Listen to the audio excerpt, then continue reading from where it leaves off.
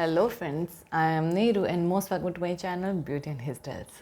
Friends, आज का हमारा क्वेश्चन है थ्रेडिंग से रिलेटेड कि मैम हमने लेफ़्ट साइड की थ्रेडिंग करने में प्रॉब्लम आती है, ऐसा क्यों होता है।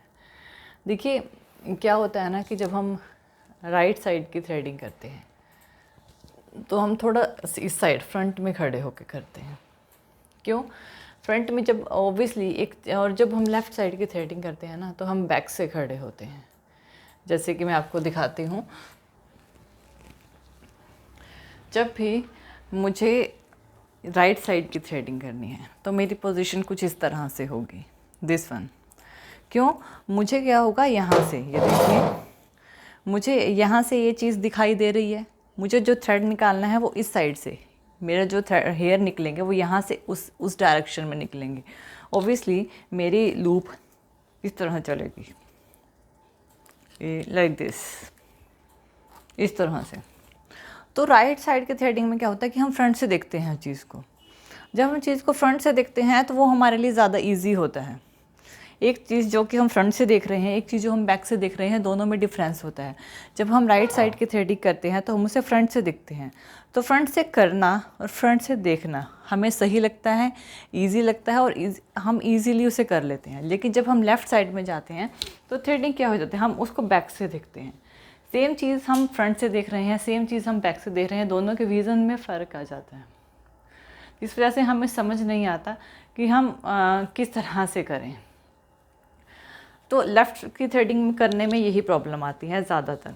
तो आपको क्या करना है, जब भी आप थ्रेडिंग करो, अगर आपको दोनों थ्रेडिंग्स में प्रॉब्लम आ रही है तो जब भी आप थ्रेडिंग करो, पहले राइट साइड की थ्रेडिंग को ऊपर से करो, जस्ट ऊपर से, नीचे से नहीं करना है, यानी कि अपवर्ड डायरेक्शन से क्लीन करना है।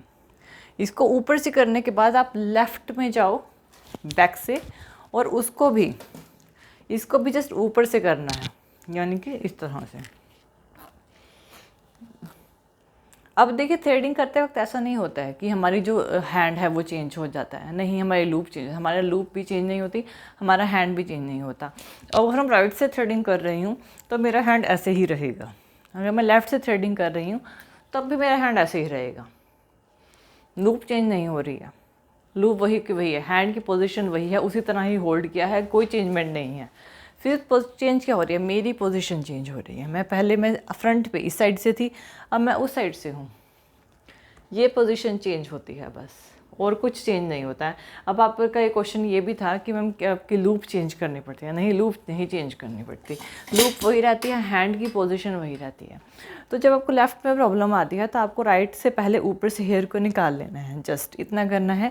और यहाँ से हेयर निकालने के बाद आपको लेफ़्ट साइड जाना है, वहाँ से भी ऊपर के हेयर को निकालना है, सिर्फ इतना ही करना है और कुछ नहीं करना। पहले दोनों के ऊपर की हेयर निकाल लो तो आपको इजी होगा। जब आप फिर आपको फ्रंट से आगे देखोगे तो आपको उसकी शेप को पता लगेगा, आपको दिखेगा कि मैंने किस साइड के हेयर ज़्यादा निकाले हैं, किस साइड के हेयर कम निकाले हैं।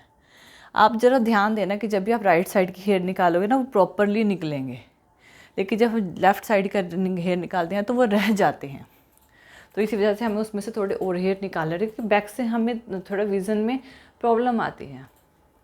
इसी वजह से पहले ऊपर की हेयर निकाल लो, देन हम नीचे की हेयर पे जाते हैं।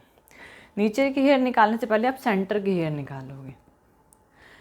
सेंटर को क्लीन करने के बाद, सेंटर क्लीन कहाँ तक करनी होती है, जहाँ पे हमारी ये नोज़ होती है ना, इसके ऊपर, इसके इधर नहीं जाना है, जस्ट ये 2 लाइन्स हैं, इसके यहाँ तक, सिर्फ यहाँ तक के हेयर निकालने हैं, इस 2 लाइन के पास के हेयर, इधर नहीं जाना। अगर इधर जाओगे तो थ्रेडिंग, ये गैप बढ़ जाएगा और थ्रेडिंग अच्छी नहीं लगेगी और छोटी भी हो जाएगी।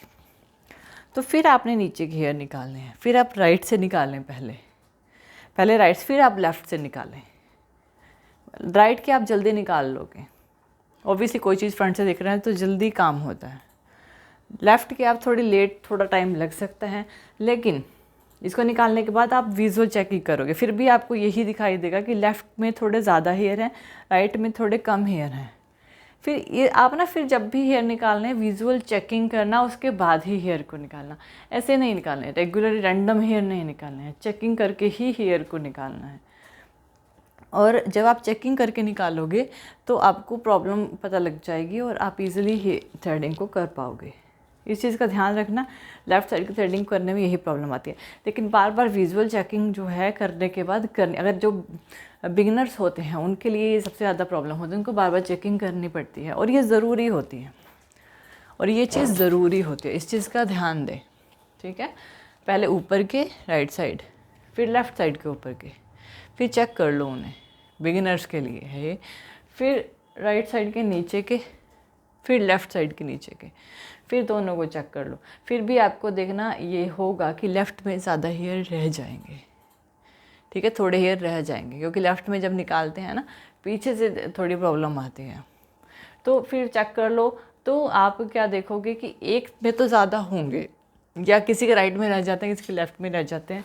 तो जिसके ज़्यादा उसको बिल्कुल थोड़े थोड़े निकालने हैं, ज़्यादा निकालने। अगर आप इक्वल करने के चक्कर में ज़्यादा पड़ोगे तो थ्रेडिंग बहुत ज़्यादा पतली हो जाएगी। तो ज़्यादा इक्वल करने के चक्कर में ना पड़ो और ज़्यादा हेयर मत निकालो, थोड़े थोड़े करके निकालोगे तो आप इजीली उसे कर पाओगे, और यही ट्रिक है। So friends, I hope so कि आपको मेरा वीडियो पसंद आया होगा। थैंक यू वीडियो देखने के लिए। और ज़्यादा अपडेटिंग वीडियोज़ के लिए आप मेरे चैनल ब्यूटी एंड हेयर में सब्सक्राइब कर सकते हैं। Thank you friends, good bye.